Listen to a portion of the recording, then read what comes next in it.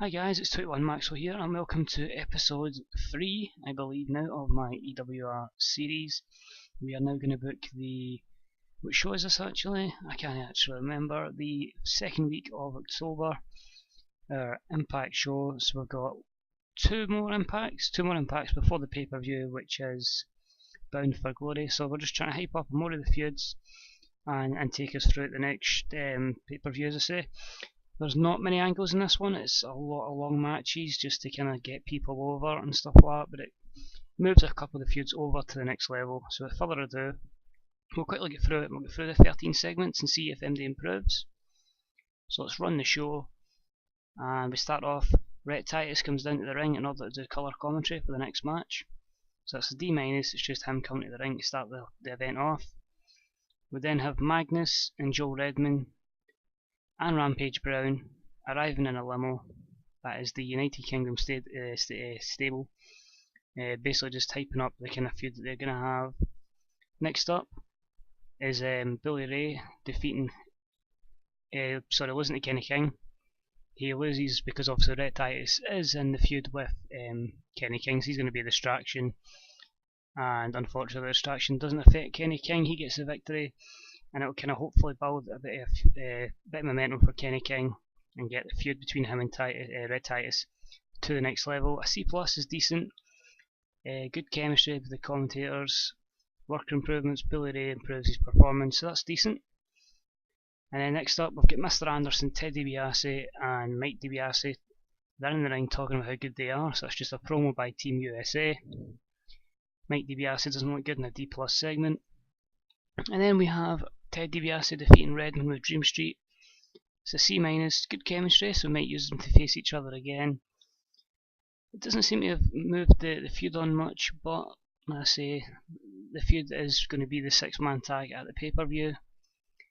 Next up we have Christy Hemme in the ring with Hawkins, only a D+, which is quite negative. I thought we'd get a lot better out of Kurt Hawkins.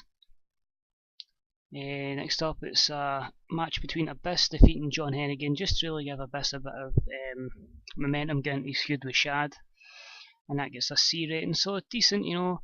Hennigan's, I think he's got F momentum and just really struggling, we've just got nothing for him, so basically just a job up to the stars. We then have Kurt Angle booking a match between Samoa and DJZ, which is a C- rating, and after that we then have said match, which is a D rating. Samoa Joe defeats DJZ with the Kukwina clutch, and that's just to kind of give Samoa Joe some momentum. We then have Kurt Hawkins asking out Angelina Love on a date. She accepts the offer. Basically the plan is Angelina Love in-game has developed a love relationship with Samoa Joe, so the plan is she goes with Hawkins, they'll have a wee kind of relationship together, and then she'll eventually turn and go with Samoa Joe.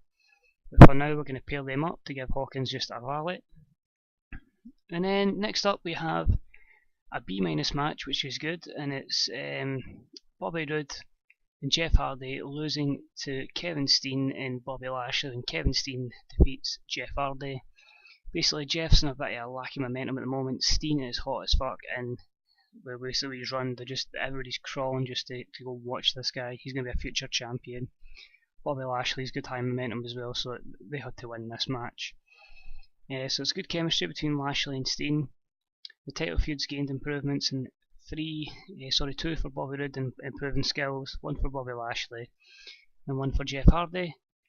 And then next up we've got Washington and Shad Gaspard are arguing backstage. Shad says there's a plan that he really should be the way about. Washington says that he should have a plan, he's a manager, let's try to put Shad over.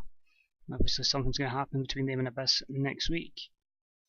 And then we have a bout between AJ Styles and Austin Aries. I say AJ Styles is an enhancement talent that they got in a swap from New Japan, so he's in just to elevate people. A great match between him and Aries. It'll put Aries over. He gets the Rivals storyline up as well. A B rating on TNA is just outstanding, and hopefully this is just Austin Aries going to bigger and better things. Overall, the show got a B-. It's been my best show so far, believe it or not. I'm actually surprised at that. So we've made mark way more AJ Styles and Austin Aries stuff.